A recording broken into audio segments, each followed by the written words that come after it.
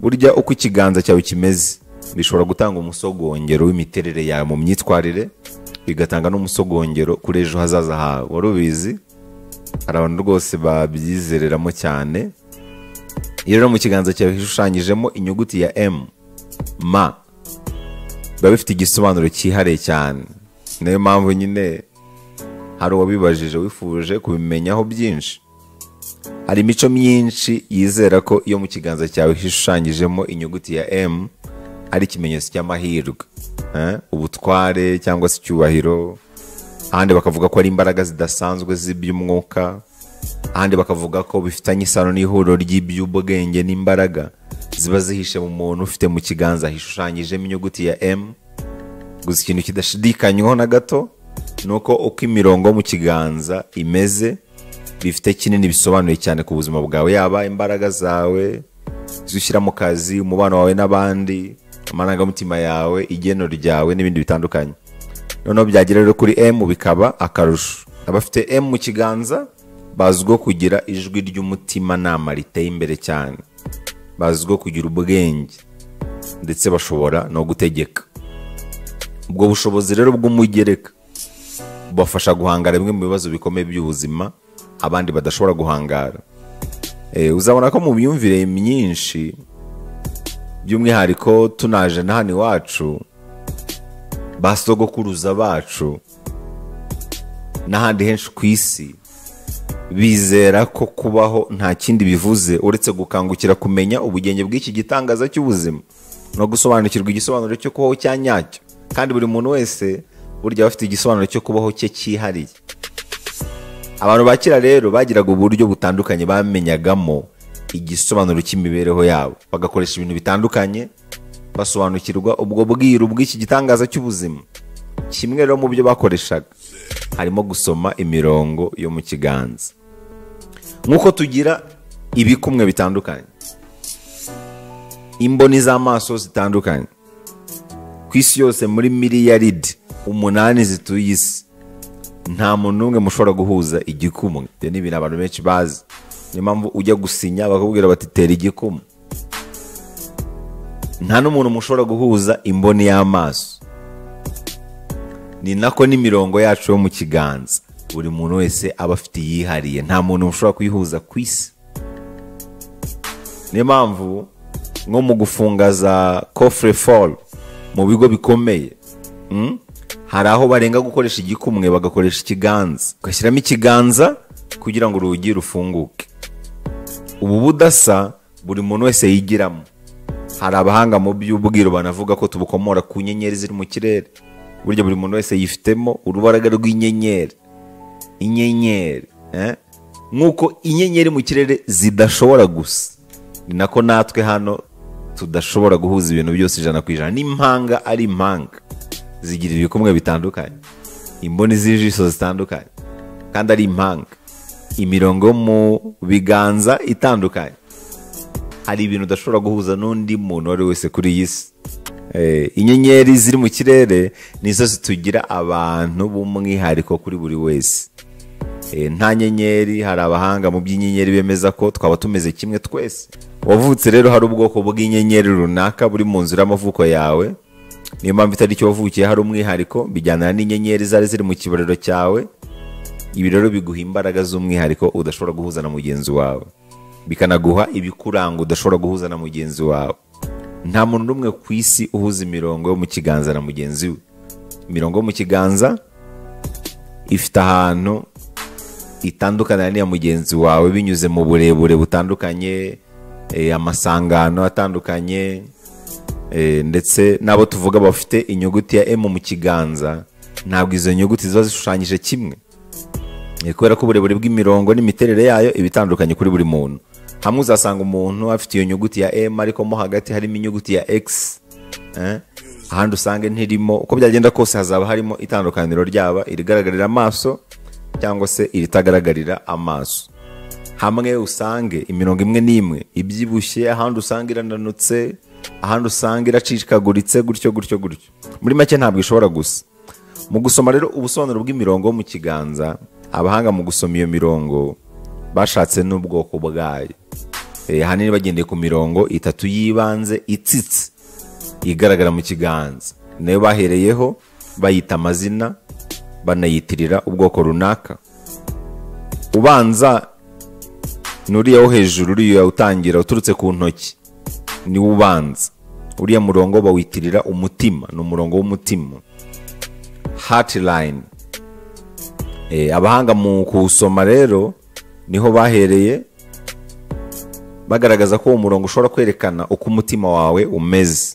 Iyo urwaye umutima bashobora kubirebera kuri uwo murongo. Iyo ufite amarangamutima atameze neza bashobora kubirebera kuri uwo murongo. Umuntu uzi gusoma iyi mirongo areba mu kiganza gusa akamenya ko urwaye umutima. Hari umuntu rwose uba ari nk'umuhanga mu gusoma iyo mirongo ku buryo areba mu kiganza gusa akamenya ko urwaye umutima. Kera abavuzi gakondo wajyaga kubareba akareba mu kiganza cyawe gusa agahita amenya icyo urwaye n'umutari buguhi, nta kindi kintu akubajije. Ngenda nabyibuka cyane rwose. Uyu murongo ni nawo ushobora kureberamo umuntu ugukunda bya nyabyo. Iyo wabwirwaga n'umuntu ko agukunda, uwo ubibwiwe akaba azi kureba mu kiganza no gusobanura ikiriya mirongo ivuze, yashoboraga kureba mu kiganza cyawe akamenya niba umubeshya cyangwa se utamubeshya. Akenshi yarebaga impera z'uwo murongo w'umutima. Iyo umuntu aganjwe n'urukundo, uyu murongo uba urambuye wose utarimo uduce duce, ahubwo impera zawo zikagaba n'amashami y'indi mirongo. Ayo mashami akaba arenga nk'atatu byibuze. Iyo yabaga ari munsi y'atatu habaga harimo ikibazo. Hari udushami tuba tugomba gushamikiraho kuri uriya murongo ku muntu ufite urukundo rwinshi muri we. Hari igihe rero umuntu yakubwira ko agukunda ukareba se uyu muntu ubundi urukundo rwe ararugira.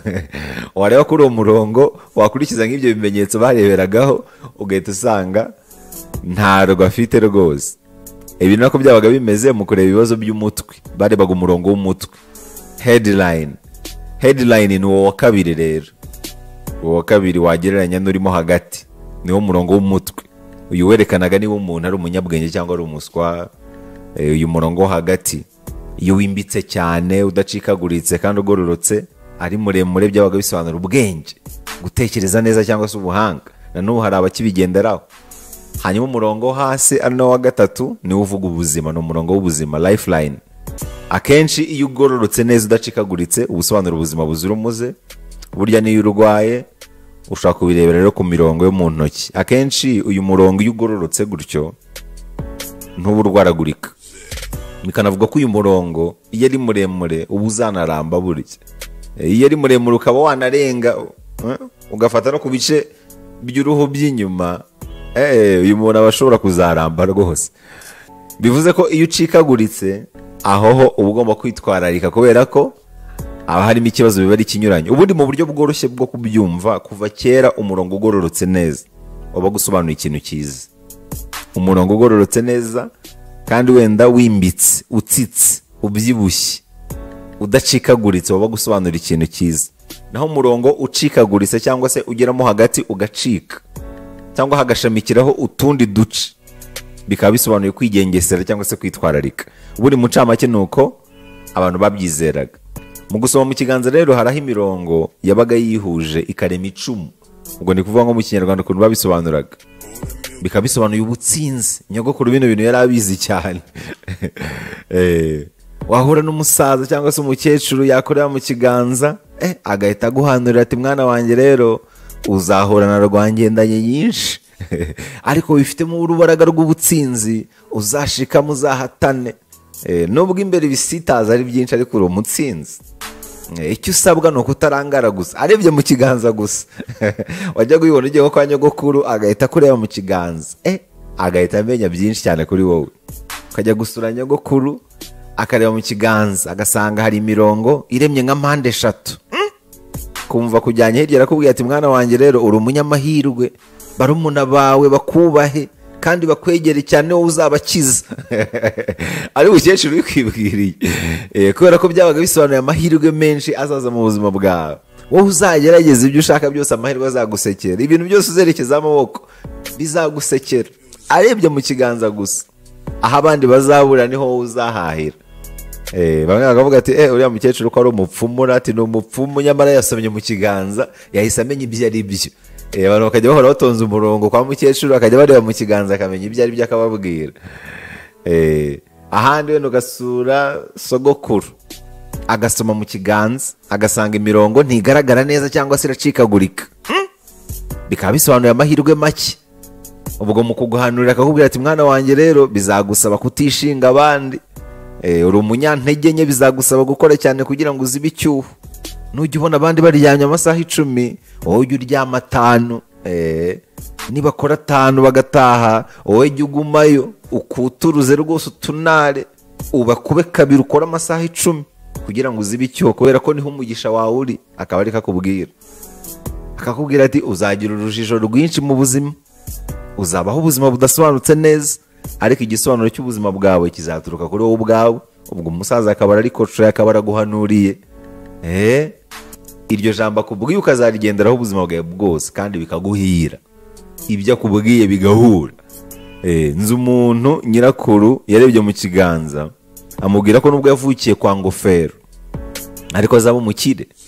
Yabigendeyeho kandi koko birahura, biba impamo.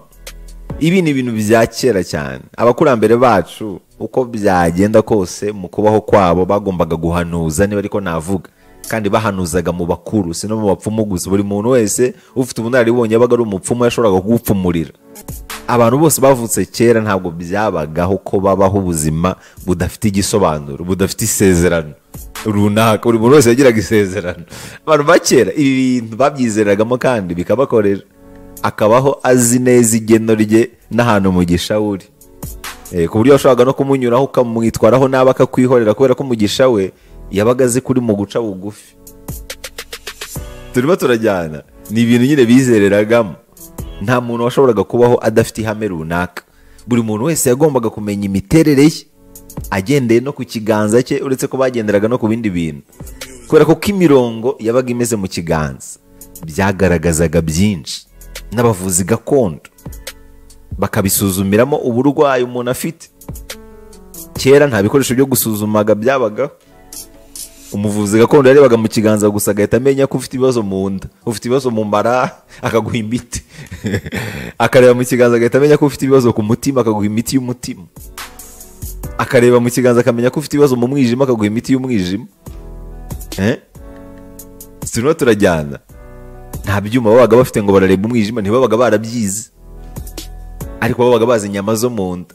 Akareba mu kiganza gusa agahita amenya inyama yo mu nda irwaye, akaguha umuti. Uri kumva ukuntu buno bugenge burenze. N'ubu ngubu hari amamashini aremye mu buryo asuzuma indwara ziri mu mubiri w'umuntu bakoresheje gusa ikiganza, bakaguha ko umufata mu kiganza gutya. Imashini igasoma imirongo yo mu kiganza ikakumenyesha ibibazo ufite mu myororokere, kandi bari kubirebera mu biganza gusa. Ibyo ufite mu mpyiko, ibyo mu mwijima, mu mara, mu bwonko n'ahandi, kandi ibintu bigakora. Kandi ako kuma kagashyiraho abantu batandukanye, buri wese kakamugaragaza uko, ntibihure n'ibya mugenzi we, kubera ko imirongo yo mu kiganza iratandukanye. Ako kuma nako kaba karakozwe bagendeye ku mirongo yo mu kiganza. Ndashaka kumvisha ukuntu mu kiganza ari ahantu harenze. Tekereza ko abantu ba kera bakoreshaga amaso gusa akamenya ibiri imbere, kandi akenshi bigahura. Ubu ngubu noneho bazanye ibyuma ufataho bikareba imbere. Mu kugena ubuzima buzira umuze, uburwayi, ahazaza, urukundo, imirongo yo mu ntoki ni ikintu gikomeye cyane. Uretse buriya bwoko butatu twarebeye hamwe, habaho n'ubundi bwoko bw'umwihariko. Urugero, hari ubwoko bw'imirongo ariko bushingira ku murongo ubanza, uriya w'umutima. Akenshi ubwoko bushingiye cyane ku bijyanye n'urukundo. Hari nk'aho umurongo w'umutima uriya wo hejuru uba ugarukiramo hagati neza neza ku rutoki rwa musumba zose. Aba biganje cyane mu bafite ubwoko bw'amaraso bwa B, ariko si bose. Iyo bimeze gutyo babisobanuye kuyobora, ushobora kuba umutegetsi mwiza. Burya no mu kugena umwana umuntu yavuga wavukanye imbuto nk'ibwami, abapfumu n'abakonikoni barabyitegerezaga cyane. Babona umwana afite uwo murongo umeze gutyo, bakabona ko ari ikimenyetso nyine baheraho bavuga ko ari wavukanye imbuto. Abiru bakabika iryo banga, bakaba bazi ko ariwe bazita uwavukanye imbuto. Ntabwo kuvukana imbuto umuntu yavukaga koko azifite mu biganza, byari ubwiru, byari ikimenyetso. Gutegeka rero niyo mpano yawe. Iyo bimeze gutyo, akenshi uteye gutya ntabwo aba avugirwamo cyane, ariko akareba kure. Utavugirwamo kandi ureba kure rero burya ashobora kuba n'umutegetsi mwiza, no kuba ari umuntu uzi gufata inshingano atagombye gutegereza kubwirizwa. Ubwabyo nabyo bigaragaza ko yategeka neza, bituma aba mwiza mu kuyobora abandi. Gusaba abantu bagashinjwa ko rimwe na rimwe mu rukundo bibagora kubera uko bateye. Mu rukundo bisaba gucisha make, kumva mugenzi wawe. Hari n'igihe rero aba bantu batwarwa n'ako kantu ko gushaka imbaraga cyangwa se k'ubutware, ugasanga mu rukundo ntabwo babayeho ubuzima bwiza mu by'urukundo. Ubundi bwoko bwihariye bw'imirongo mu kiganza ni igihe uyu murongo w'umutima ugarukira aho urutoki rwa musumba zose na mukubita rukoko bitandukanira. Hagati y'urutoki rwa musumba zose na mukubita rukoko akaba ariho uyu murongo w'umutima ufatira neza neza hagati. Biganje cyane mu bantu bafite ubwoko bw'amaraso bwa A n'ubwo atari bose. Aba ni abantu bizerwa cyane, b'inyangamugayo, bakaba na beza cyane mu guca bugufi. Mu rukundo bisangamo cyane kandi bakitwara neza, bakunda byoroshye kandi bakunda vuba. Iyo yakunze aba yakunze. Ikintu kitari cyiza cyane kuri bo nuko bayoborwa cyane n'amarangamutima, kandi hari igihe amarangamutima aba adashyira mu gaciro. Ibyo nabyo abantu bakwiye kubizirikana. Hari igihe ukoresha amarangamutima cyane, gushyira mu gaciro bikaba hafi ya ntabyo. Hanyuma ubundi bwoko bwa gatatu bwo bufitanye isano n'ubwoko bw'amaraso bwa AB ni abantu uriya murongo wo hejuru, uriya w'umutima uba urangira ku rutoki rwa mukubita rukoko neza neza. Niba ushaka umuntu ugira urukundo rw'ukuri, udashobora kuzana imikinere yose mu rukundo, niwe. Akenshi abantu bajegajega mu by'urukundo nibo bamutenguha. Aba ntibakunda ibintu cyane ugereranyije no gukunda abantu, ahubwo arakunda bya nyabyo adakurikiye ikintu icyo ari cyo cyose. Kuba bakunda bihamye rero, akenshi hari igihe bahura n'abariya bitarimo neza bakaba babakinisha, bigatuma batizera cyane abantu, kubera ko bo nta mikino bagira, ibintu byo kujenjeka cyane cyane iyo bigeze mu rukundo ntabyo bagira. Hanyuma ubundi bwoko bw'umwihariko ariko bushingiye kuri uriya murongo wa mbere, uriya w'umutima, bwo bukunze guhuza n'ubwoko bw'amaraso bwa O, nabwo nubwo atari bose, ni igihe uriya murongo ugenda ukagera hagati ya mukubita rukoko n'igikumwe. Aba ni abantu bihangana cyane, bazi no kwihambira ku bintu kugeza bibaye impamo cyangwa se bibyaye umusaruro. Niba mutiganda ku murimo, nibyo batamusabye rwose musanga yabikoze. Nabo bakagira urukundo rwa nyarwo kandi ruhamye, kabone n'ubwo bibatwara igihe kugira ngo bahitemo uwo baruha wa nyabo. Bibeshya gake cyane ku bantu iyo bigeze ku rukundo. Aruguha yabanje rwose kukunyuzamo ibigeragezo nk'ibihumbi. Ku rundi ruhande ntibamugwa neza, bahora bishimye, nta mukusha mbese kuri bo. Ntabwo ari itegeko ko ubwoko bw'amaraso buhura n'ubwoko bw'imirongo, ariko ku kigereranyo nk'icya 80% ubushakashatsi bugaragaza ko bihura. Hari n'ibitabo rwose byagiye bibyandikwaho bakagaragaza ko bihura. Reka rero twigarukire ku ngingo y'umunsi. Inyuguti ya M mu kiganza isobanura ikintu gikomeye cyane. Inyuguti ya M iza ryari? Iza akenshi ufite 40 mu kiganza, ikagira uko yihuzahuza bigashushanya inyuguti ya M. Iyo bimeze gutyo rero haba hariho umwihariko kurusha abandi badafite iyo nyuguti mu kiganza cyabo. Iyo ari mu kiganza cy'ibumoso babisigura ko ufite umwihariko cyane mu buzima bw'iby'umwuka. Amahirwe yawe niho ahishe, kandi birashoboka ko roho yawe nayo ishaje cyane muri uyu mwiko w'ubuzima. Nawe uzi byinshi cyane, ushobora no kuba utakiri mu mubare w'abaje kwiga, ahubwo warazanywe na misiyo. Ariko iyo misiyo ikaba ishingiye cyane ku gufasha kurusha gufashwa. Niyo mpamvu ugomba kugira imbaraga zizatuma ufasha benshi bashoboka.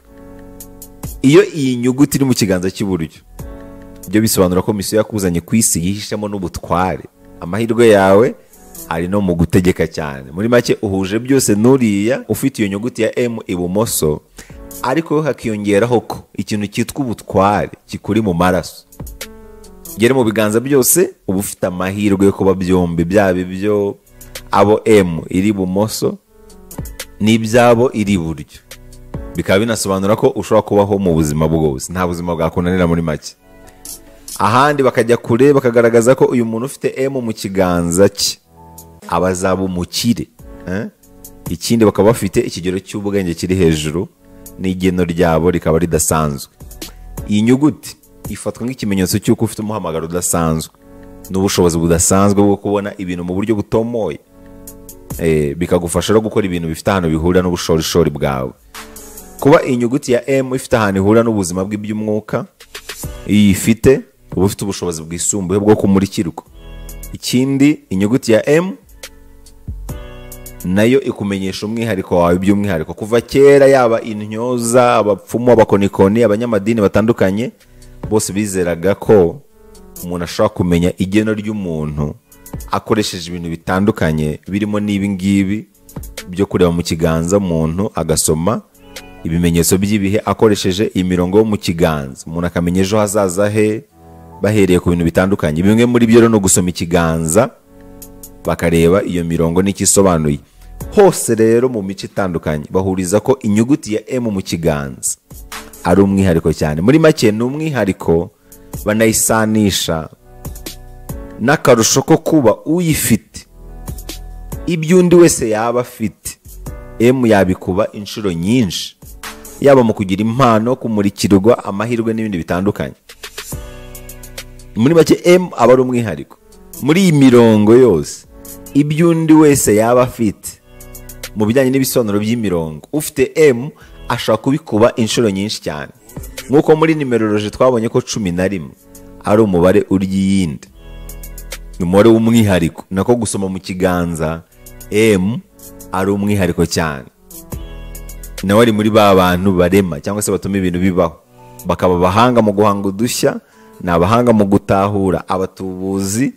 Ntabwo umuntu ufite inyuguti ya M mu kiganza wamubeshya byoroshye. Kumuryarya ntabwo biba byoroshye, ujya kumuryarya bibonye kera. Kuri M ikindi gitangaje nuko iyo ukoresha ukuboko kw'iburyo, iyo nyuguti ikunze kuza ku kuboko kw'ibumoso. Waba ukoresha imoso, iyo nyuguti ikaza iburyo. Ako nako nta kandi kantu ugomba kumenya, ni ikindi kintu kidasanzwe ku nyuguti ya M. Bikanakekwa ko impamvu inyuguti ya M yabaye umwihariko cyane nuko igirwa n'abantu bake. 10% by'abatuye isi nibo bagira inyuguti ya M mu kiganza cyabo. Abantu bafite iyi nyuguti rero ni abantu bikorera imitwaro yihariye kubera ko n'inshingano zabo ziba zihariye. Ukanibuka ko kugira M ku biganza byombi bisobanura ko ushobora kwisanga mu buzima ubwo ari bwo bwose kandi ukabubamo. Impamvu iyi mirongo inahabwa agaciro cyane nuko umuntu ayivukana. Iyi mirongo yo mu kiganza turayivukana, yirema umwana akiri mu nda ya nyina. Wenda imiterere yayo igumya ihindagurika, ariko uburyo ihindagurikamo ntabwo ihindagurika mu buryo bwo gutuma umwimerere wayo. Imiterere igumya ari yayenda, ahubwo ikintu gihindagurika ni ingano, wenda ububyimbe, uburebure, ibintu nk'ibyo. Ariko imiterere, umwihariko wayo umuntu arawuvukana. Igihindagurika ni ingano, kubera ko n'umuntu abakura n'uruhu rukura, birumvikana. Imiterere yayo igumya ari yayindi, ariko wenda ikagenda ihindura ingano n'umubyimba uko umuntu agenda akora cyangwa se uko ubuzima bugenda buhindagurika. Muri make kuri M ikintu wazirikana nuko ba M niba mu rwanashyaka, ni abakozi, ni abatsinzi, ni abanyamahirwe, ni abanyembaraga kandi baratuje. Akarusho no ku butunzi bwabo bukunze kuza iyo barengeje imyaka 30. Ni abanyamahirwe, ariko amahirwe yabo cyane cyane aza iyo barengeje imyaka 30 nk'uko ubushakashatsi bwabigaragaje. Ikindi bagakunda ukuri kandi bakaguharanira, ntibakunda umuntu ubeshya n'ibindi bidasobanutse, ntabwo babikunda. Muri make ikintu wasigara nuko imirongo mu kiganza ni umwihariko mu kumenya umuhamagaro wawe, igeno ryawe, imyitwarire yawe, umubano wawe n'abandi, ndetse bikanarenga ibyo harimo n'abayireberaho bakamenya igihe bazapfira. Uzi ko hari umuntu ushobora kureba imirongo yo mu kiganza akamenya niba uzakenyuka, niba uzaramba, niba uzakira, niba uri umunyamahirwe n'ibindi bitandukanye. Birumvikana ko imirongo yo mu kiganza ifite ikintu kinini isobanura. Ngibyo rero iby'ingenzi wamenya ku nyuguti ya M mu kiganza. Nizere ko wabibajije hari ikintu akuyemo.